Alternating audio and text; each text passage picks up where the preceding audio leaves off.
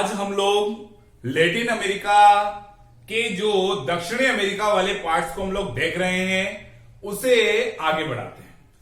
जो पिछली कक्षाएं हमारी हुई हैं उनमें हम लोगों ने राजनीतिक और भौगोलिक स्थिति को देखा कि किस प्रकार से दक्षिणी अमेरिका है। जैसा कि आप स्क्रीन पर देख पा रहे हैं कि हम लोग इसी दक्षिणी अमेरिका को आज और अधिक विस्तार से जानेंगे। आज हम लोग पढ़ेंगे दक्षिणी अमेरिका की नदियां।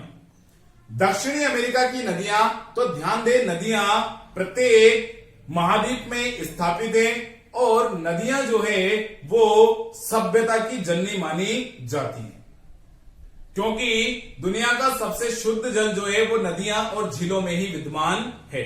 आज हम लोग यहाँ का जल तंत्र पढ़ रहे हैं, तो यहां पर सबसे पहले पढ़ेंगे नदियां। जैसा कि आप लोग देख पा रहे हो, अमेजन नदी।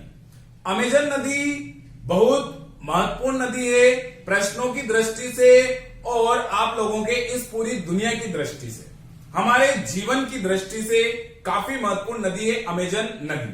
अमेजन नदी, जैसा कि आप देख पा रहे हो कि यह पहाड़ी इलाकों से गुजर रही है और पहाड़ी इलाकों से गुजर करके ब्राजील की ओर जा रही है। तो ये पहाड़ी इलाके कौन से जहां से निकल रही हैं, तो ये कोई और नहीं, यह एंडीज पर्वतमाला है और इसी एंडीज पर्वतमाला में पेरू से यह निकल रही है। पेरू देश से निकल करके जब ये आगे की ओर बढ़ती हैं, तो जब ये ब्राजील में प्रवेश करती हैं, तो थोड़ी सी दूर पहुंचने पर ब्राजील में इस नदी पर बनाया गया है एक बंदरगाह जिसे कहा जाता है मनोस बंदरगाह। मनोस बंदरगाह एक प्रकार का अंतरतम बंदरगाह माना जाता है और जब यह नदी इस बंदरगाह से आगे की ओर बढ़ती है तो ब्राजील में ही मकापा डेल्टा बनाती हुई अटलांटिक महासागर में गिर जाती है। तो ये तो हम लोगों ने देखा, इसके बारे में कुछ महत्वपूर्ण बातें। मनोस बंदरगाह और मकापा डेल्टा का संबंध किससे है, तो अमेजन नदी से। बात करते हैं अमेजन नदी। जैसा कि आप देख पा रहे हो, अमेजन नदी की अगर मैं आप लोगों से बात करता हूं तो अमेजन नदी की जो लंबाई है वो लगभग 6400 किलोमीटर है। अब 6400 किलोमीटर बहुत ही लंबी नदी है आप लोगों के, तो लंबाई के आधार पर यह विश्व में दूसरे स्थान पर आती है।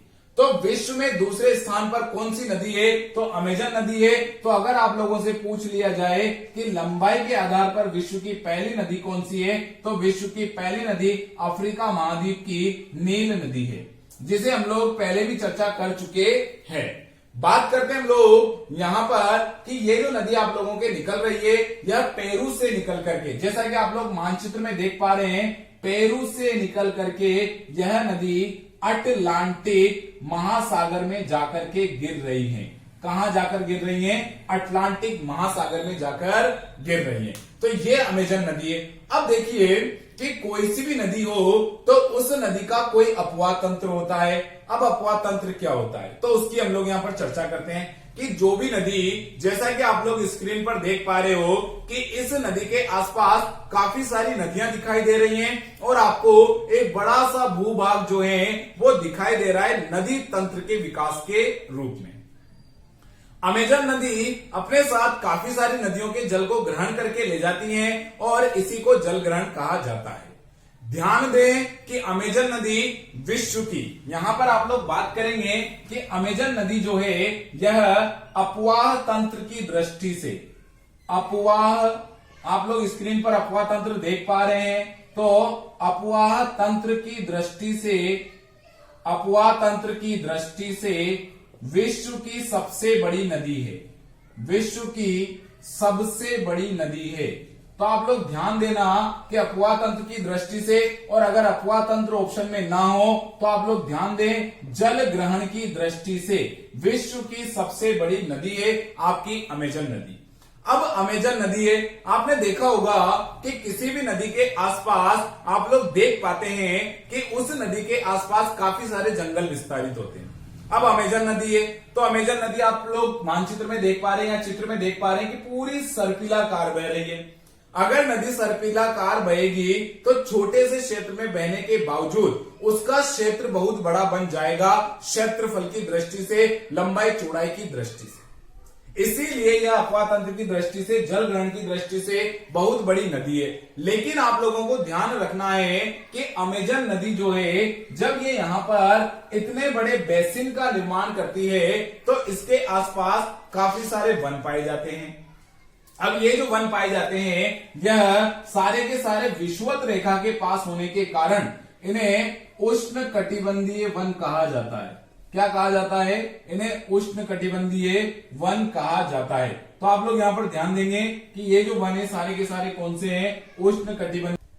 तो ये जो वन है ये कौन से वन है? उष्ण कटिबंधीय वन है। अब आप ध्यान दो कि विषुवत रेखा के निकट जितने भी वन होते हैं वो सारे के सारे वन वर्षा की बहुलता के कारण वर्षा वन के नाम से जाने जाते हैं। अब वर्षा वन के नाम से जाने जाते हैं, इसीलिए इन्हें अमेजन उष्ण कटिबंधीय वर्षा वन या अमेजन वर्षा वन के नाम से जाना जाता है। बट आप लोग ध्यान दो कि जब ये वन ब्राजील वाले क्षेत्रों की ओर हम लोग इन्हें देखते हैं तो ब्राजील में इन वनों को कहा जाता है सेल्वास। क्या कहा जाता है? सेल्वास। तो आप लोग यहां पर कुछ वन देख पा रहे हो और ये ब्राजील के क्षेत्र में है, तो इन वनों को सेल्वास कहा जाता है। आप लोग ध्यान दें कि दक्षिणी अमेरिका महाद्वीप में अमेजन के जो वर्षा वन है इन्हीं को ब्राजील में सेल्वास के नाम से जाना जाता है।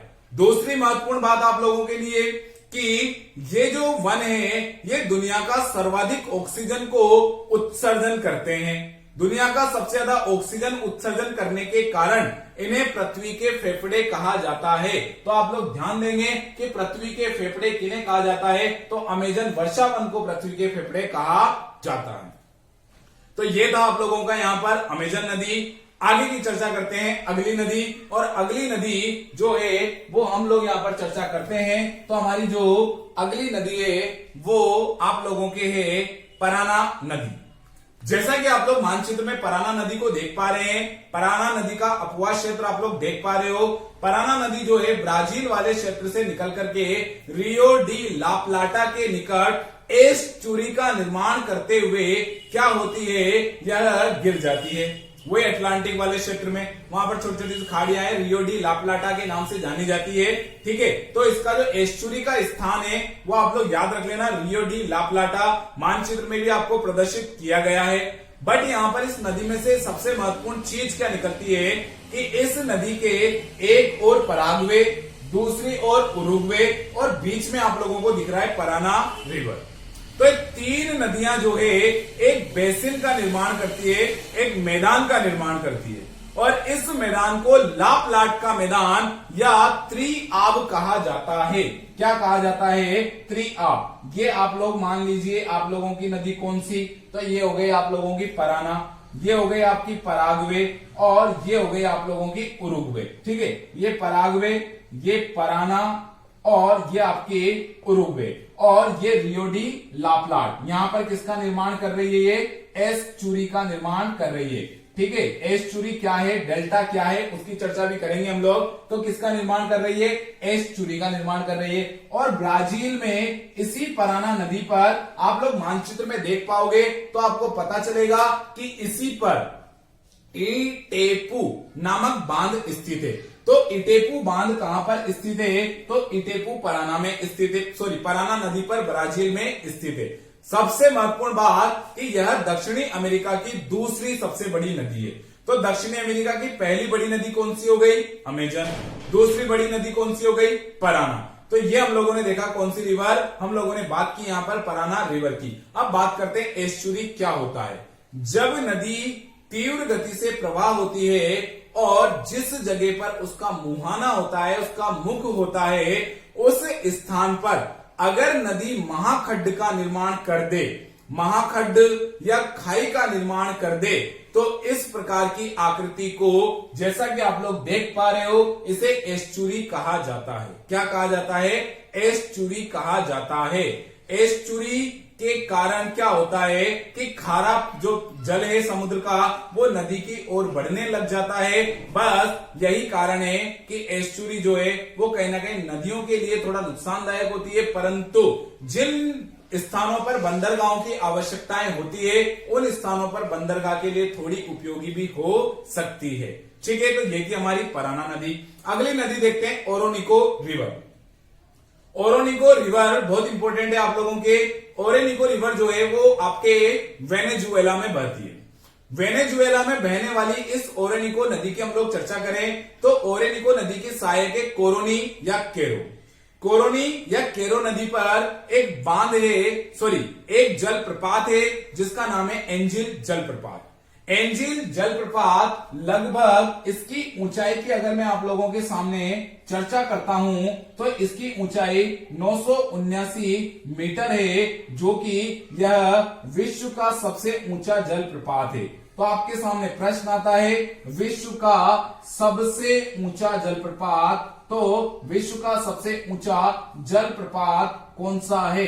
तो विश्व का सबसे ऊंचा जलप्रपात आप लोगों के है एंजिल जलप्रपात, जो कि वेनेजुएला देश में स्थित है।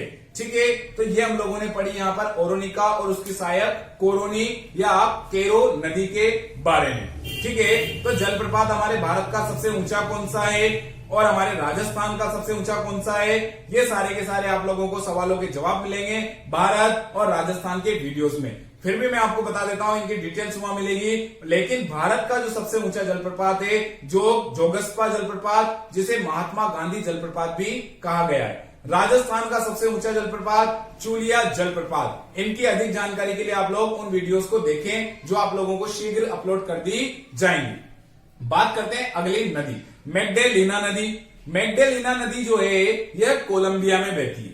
कोलंबिया दक्षिणी अमेरिका का सबसे उत्तरतम वाला जिसका जो पॉइंट है वो सबसे उत्तरतम दक्षिणी अमेरिका का कोलंबिया में स्थित है। ये यहीं पर बहने वाली एक महत्वपूर्ण नदी है और इस नदी के बारे में आपको जानकारी रखना है। क्या जानकारी आपको रखना है इसके बारे में? तो आपको इसके बारे में यहाँ पर जानकारी रखना है कि यह जो है इंपॉर्टेंट रूप से यहाँ पर उत्तर की ओर प्रवाहित होती है और यह नदी पेट्रोलियम क्षेत्र में बहती है, यानी कि इस नदी के आसपास पेट्रोलियम का विस्तार भंडार मिलता है। इसके लिए यह पेट्रोल के लिए बड़ी फेमस है। अब आप लोग एक चीज और ध्यान रखें, पराना। पराना का जो शाब्दिक अर्थ होता है वो विशाल होता है। पराना का शाब्दिक अर्थ क्या होता है? विशाल। तो ध्यान रखेंगे, अमेजन जो है वो भी एक विशाल नदी है, पराना वो भी विशाल नदी है। जब हम लोग यहाँ पर बात करें, हम लोग यहाँ पर नील नदी की बात करें तो नील नदी को मिस्र में इटेपू कहते हैं या इतेरू कहते हैं। तो इतेरू का मतलब भी महान होता है। तो कहीं ना कहीं नदियों को महानता से जोड़ा गया है। तो यहाँ पर हम लोगों ने बात की दक्षिणी अमेरिका की नदियों की। ठीक है, तो आप लोग इन चीजों को याद रखेंगे, इनके बारे में आप लोग सभी जानकारियां प्राप्त करें। ठीक है, आगे बढ़ते हैं हम लोग और आगे बढ़ते हैं तो झीलों की चर्चा करते हैं। झीलें, ठीक है, झीलें किसी भी देश में स्थित वहां के जल संसाधन में एक महत्वपूर्ण स्रोत है। ठीक है, जो स्थानीय तौर पर हमें प्राप्त होता है, स्थानीय जनता के लिए काफी महत्वपूर्ण है। यहां पर मरकेबो या मराकेबो झील जो है वो बहुत महत्वपूर्ण है। मरकेबो या मराकेबो झील महत्वपूर्ण क्यों है? क्योंकि यह वेनेजुएला देश में स्थित तो है, जैसा कि आप लोग मानचित्र में देख पा रहे हो कि यहां पर इस वेनेजुएला देश में स्थित मरकेबो झील इस पूरे वेनेजुएला के साथ साथ पूरे दक्षिणी अमेरिका की सबसे बड़ी झील है क्षेत्रफल की दृष्टि से।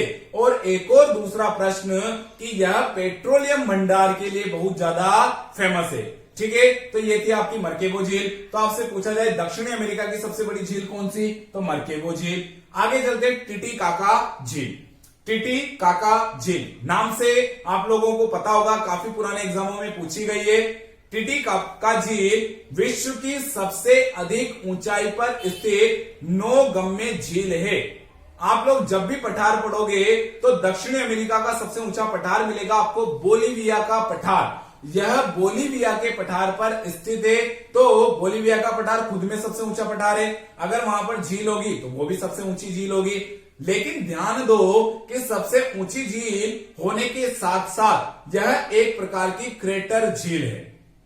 अब क्रेटर झील क्या होती है इसकी चर्चा हम लोग करते हैं, बट आप लोग ध्यान दो कि यह जो टिटीकाका झील है यह नौगम्य है। ऊंचाई पर होने के बावजूद इसका जल तरल है और यहाँ पर नौकायन के लिए बड़ी महत्वपूर्ण झील है। तो यह एक महत्वपूर्ण संसाधन हो गया आपके। दूसरी बात, क्रेटर झील। आप लोग देख पा रहे हो एक ज्वालामुखी का चित्र आपको यहाँ पर दिखाया गया है। ये जो ज्वालामुखी जो है ये ज्वालामुखी सक्रिय ज्वालामुखी है पर कुछ समय बाद जब यहां पर लावे की कमी होगी तो यह ज्वालामुखी प्रसुप्त बन जाएगा। सक्रिय ज्वालामुखी वो होते हैं जिनमें रेगुलर उद्गार निकलता रहता है, लेकिन अगर कुछ सालों का गैप छोड़ करके उसमें उद्गार निकलेगा तो वह प्रसुप्त ज्वालामुखी होगा, और अगर उसमें उद्गार निकलना बंद हो जाएगा तो वह आपके मृत ज्वालामुखी कहलाएगा। जब ज्वालामुखी मृत हो जाते हैं तो ज्वालामुखी का जो ऊपर का जो भाग है, इस ऊपर के भाग में पानी भर जाता है। जैसा कि आप लोग देख पा रहे हो, इसके ऊपर के भाग में हमने पानी देखा है यहाँ पर, तो ये झील ऊपर से दिखाई देती है कि किसी ज्वालामुखी में हमने क्या भर दिया है, पानी। तो ज्वालामुखी से निर्मित झीलों को क्रेटर झील कहा जाता है, और क्रेटर का बड़ा रूप जो है वो कोल्डेरा कहलाता है। ठीक है, तो ये हम लोगों ने यहाँ पर इनकी झीलों की चर्चा की। यहाँ पर और भी काफी महत्वपूर्ण झीलें हैं, उन सब की हम लोग चर्चा करेंगे वन बाय वन। तो आज के लिए इतना ही, बाकी हम लोग पहाड़ियां, पर्वत और पठार और मरुस्थल और घास के मैदान की बातें करेंगे अगले टॉपिक में, अगली कक्षा में। ठीक है, तो आज के लिए इतना ही। Thank you.